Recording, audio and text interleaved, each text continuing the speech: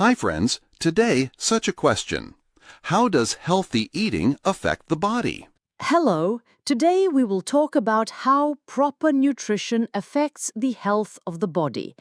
They say that there should be 4 times more carbohydrates than proteins and fats. This is a mistake. This is harmful. The metabolism will not work.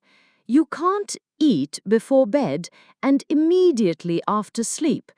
There should be a feeling of hunger. Food is energy. What should be the diet? Today we will talk about a healthy lifestyle, many associated with physical activity and proper nutrition. Tell us what the diet should be if a person wants to lose weight and shed excess weight. I will say this, that now the most popular programs on TV on all channels are about all sorts of culinary recipes. That is, people thought about not only what to eat, but also how to eat. This is closer to food culture.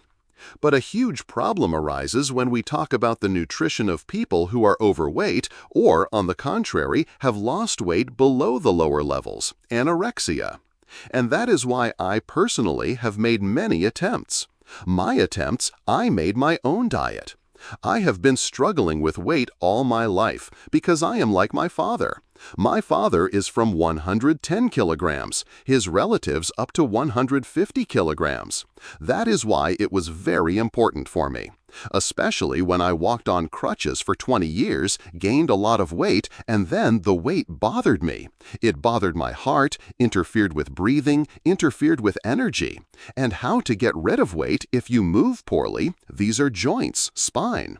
By the way, this is one of the problems of nutritionists. They prescribe a diet but do not prescribe physical activity during the diet. And I had successful experiences. I lost 36 kilograms in 3 months. It was a war with the refrigerator, and since then I hate the word diet. But rational nutrition is the most correct term, and the culture of nutrition applies to this. That is, we have criteria where fats, proteins, carbohydrates are 1, 1, 4.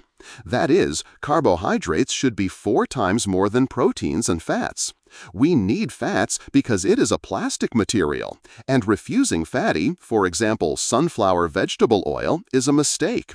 It is harmful. The metabolism will not work. Another thing is how much to eat. And proteins are meat, fish, cheese, legumes, and so on. A very active man recently came to see me. I asked him, "How old are you?" He and I are still young. I am 77 years old, but he really looked very good for his 77 years. And during the conversation, he told me that I was a vegetarian for many years, but now I realized that you can't live without protein, meaning animal protein, because plant protein is much more difficult to digest. I was in Hong Kong in a women's monastery, and there they arranged a lunch for visitors from the food that these monks eat. And you know, I have never eaten more delicious food in my life. Here, all the dishes were without meat, but so many active plant proteins, and at the same time, the fat level was normal. And I realized that in principle, food is not a limited thing. But again, after some time, I lost 36 kilograms, gained 36 kilograms. I realized that food is energy.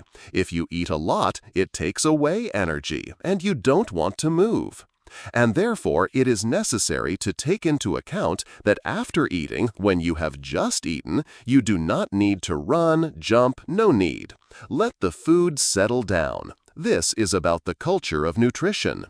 The second point is never sit down at the table full, without the absence of hunger. The feeling of hunger should wake up, and then sit down. When you start eating, you need to chew slowly so that the food is digested in the mouth, crushed. For this, there are all the necessary receptors. There are also all the necessary enzymes for digesting food. And while the food goes into the stomach, it is already partially ready for natural absorption. At the same time, eating quickly means shoving a lot into yourself. You will not feel the food. Eating slowly means assimilating the food. If you are losing weight, you need to understand one thing. As soon as you sit down at the table and start enjoying your food, get up and leave. That's it. And it will turn out in the end that you need to eat much less to enjoy it. And one more thing. If you lose weight just by eating and do not exercise, you lose protein, muscles, ligaments, tendons, a person becomes weak and flabby, although thin. This is also bad. Therefore, the general rule is this: food must be earned, do not sit down full, and food must be worked off when you do some physical exercises. You must turn on metabolism, sweat at least. This indicates good metabolism. The key zone of healthy nutrition should, of course, be the intestines. This is the absorption of food and, naturally, the excretion, which should be regular, no constipation. If these three parameters are observed, food is earned, food is worked off, and good intestines, then you are on the right track. Is it possible to eat food right in the morning or before bed? This is a question from those who do not have a full understanding of food culture. Here is an example. I have dogs at home. They wake up, they drink, then they run around on business, do gymnastics. Then, when they have earned food, they sit down to eat. That is, if you wake up and start eating right away when leaving for work, it means you overslept the morning. Get up earlier. But before eating, you must do gymnastics. Then the absorption will be good. Otherwise, you will start having complications, and most importantly, you will not get energy in the morning. And if you eat before bed, a full round belly will not let you sleep peacefully. You will restlessly toss and turn in bed, and there will not be that time for digestion of food, which is necessary during sleep. I believe that you should eat at least 4 hours before bed. If you want to eat, occupy yourself with something, or eat a salad in the end. Drink sweet tea with honey. This will be quite enough. But you can't eat immediately after waking up or before going to bed. Fasting. Is it beneficial or harmful? Paul Bragg, the great doctor who preached fasting, he cured himself with the help of fasting. He had a severe form of tuberculosis. He had already practically died, so the doctors told him. He began to fast and saved himself. But we must not forget that Paul Bragg was actively involved in sports, health sports, and lived more than 90 years. And therefore, I want to say right away that fasting is not for weight loss, but fasting for treatment. When you have accumulated a lot of all kinds of toxins, your intestines do not work well, you sweat poorly, your mouth smells bad because food is not digested. Then, of course, if gymnastics and diet do not help, you can fast. But therapeutic fasting can be no more than 24 hours a week on water. I do not recognize dry fasting because muscles, ligaments, tendons lose water, lose elasticity.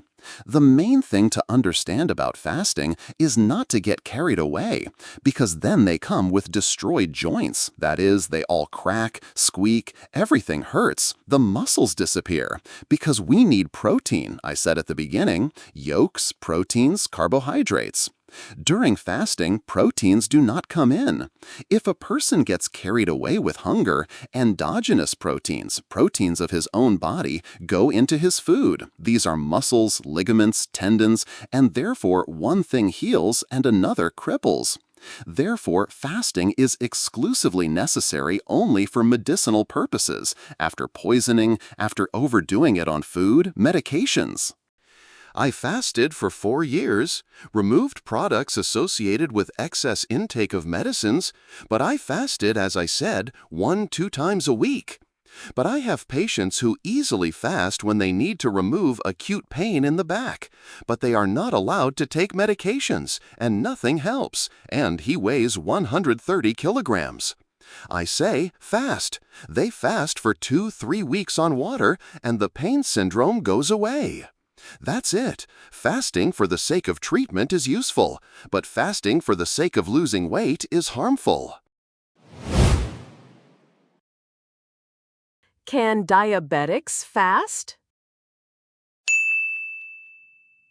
Diabetics should not go hungry at all. God forbid if they come to classes, say gymnastics, hungry, they can get something like a transient stroke, lose orientation in space. Such cases happen, and therefore diabetics must strictly monitor their diet, which was prescribed by the endocrinologist.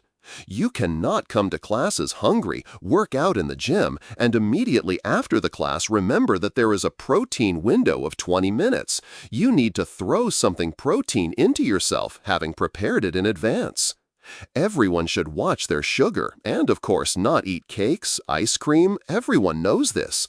The most curious thing is when they come to treat back pain against the background of diabetes. I always ask whether he ate or not. If he ate, then he is allowed to attend classes. Their sugar improves during the treatment because the internal organs are active, the pancreas in particular, and their blood sugar ratio becomes normal after exercise. That is, you can't be afraid of the load. And in general, diabetics of the first and second types should live in the gym. That's my opinion.